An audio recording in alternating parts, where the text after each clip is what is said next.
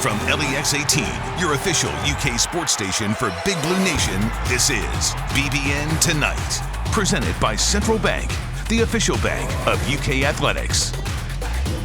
Well, welcome to BBN Tonight. I'm Mary Jo Perino. And I'm Keith Farmer. Tonight, we look ahead to a full weekend of Kentucky sports, including the final regular season game for the football team. Plus, Ryan Howard makes her season debut for the UK women's basketball team. But after a long and difficult year, Kentucky football suits up for one final time at Kroger Field tomorrow night. And that's tonight's Big Blue Story presented by Baptist Health.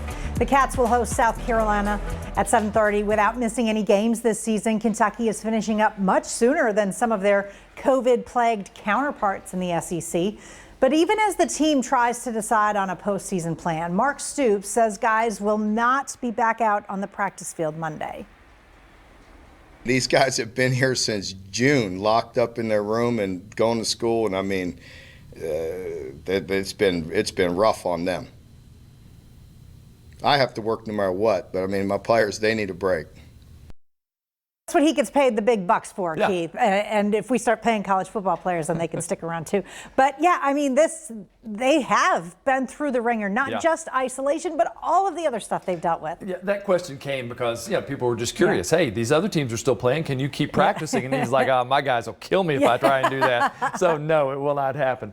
All right, turning to Kentucky basketball, the men will be back in action on Sunday evening at Georgia Tech, where there will be no fans due to COVID restrictions. Today, Coach Cal talked about moving on from 2 consecutive losses. Sometimes teams have to hit rock bottom before they listen, especially if they're immature. I'm not afraid of that. I got to figure out, how do I help them get better? Meanwhile, Detroit Mercy is back on the schedule for the Cats. Kentucky is now set to play Brad Calipari's Titans at 5 p.m. on December 15th. So glad they said they were going to do this. And they did make it happen. Now we get to see Cal versus Cal. Yeah, and it's not like way off in the distant future. They've got it scheduled, for a week and a half from now. Yes. So that's great. I do think the Cats really need to dominate against Georgia Tech on Sunday. Sure. Meanwhile, UK's in-state rival has paused all team activities due to a positive COVID-19 test within the program. Louisville canceled tonight's game against UNC Greensboro and stopped all other team events. So we'll wait and see if the Cards are ready for Kentucky on December 26th. Whether they'll be ready, not even COVID related, we'll see. But boy, I hate this. That's my sister's alma mater, UNCG. I wanted them to take down the Cards. Yeah, it's and it's just the start of seeing some more teams having those issues. All right, let's stay with basketball. And the UK women survived their first road test, taking on Kansas State in the SEC Big 12 Challenge last night. It was Ryan Howard's season debut after a suspension. She was 3 of 14 from the field, 0 of 7 from deep, but she did have 8 points and 6 boards. Dre'Ana Edwards had the hot hand, turning in a double-double with 16 points and 12 rebounds. The game was close throughout the night, but the Cats pulled away in the fourth quarter and won it 60-49. Here's what Coach Kyra Elzy had to say afterwards. I'm so proud of our players. We had 16 offensive rebounds. We really challenged the team to be relentless on the offensive boards, send forward to the boards. I thought Dre and Kiki really led the charge. I mean, anytime you can get second chance opportunities, those are big, especially the ones that you capitalize on. Yeah, they had a couple of big late offensive boards. And, this team, the thing I like is if Ryan Howard was not there the first 2 games, they look good. She was there the third game. She didn't play so great.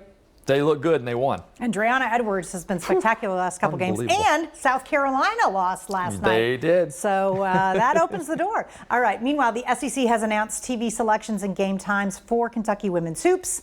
They will be featured on the ESPN family of networks a total of 12 times. 5 of the games, including Sunday's battle against Indiana, will be featured on ESPN, ESPN2, or ESPNU. 12 of the 16 league games will be featured on national television. The remaining 4 will be streamed on the SEC Network Plus. This month marks a big milestone for many seniors in Kentucky's sports programs. We cap off this segment with our own version of a graduation ceremony. Here we go. Starting with basketball, 1996 national champion Derek Anderson returned to UK, got a degree in liberal studies. Now we'll get to football. Cedric Dort Jr. is graduating early with a degree in community leadership and development. Brandon Eccles joins him, also in community leadership and development. Isaiah Epps has earned his psychology degree, and Drake Jackson is graduating with a master's in kinesiology and health promotion. Yes. How about this one? Stevie Johnson returned to school after he got loose 13 years ago and is receiving his liberal studies degree. Zach Johnson receiving his degree in health promotion. How about the tight end for the UK football team, Justin Rigg, in agricultural economics, and A.J. Rose with his degree in community and leadership development. It's almost tax season, so maybe you can get some help from Brett Schlusher with his degree in accounting and finance. Sawyer Smith joins Drake Jackson with a master's in kinesiology and health promotion. Derek Tatum came back to finish a degree in family and consumer sciences, and Quentin Wilson will graduate with a management degree. In 2.5 years. How about that? That's crazy. Now, MLB pitcher Sean Jelly came back to school to earn his degree in history. Women's basketball player Cameron Roach graduates with a kinesiology degree. How about gymnast Molly Korth with a degree in exercise science?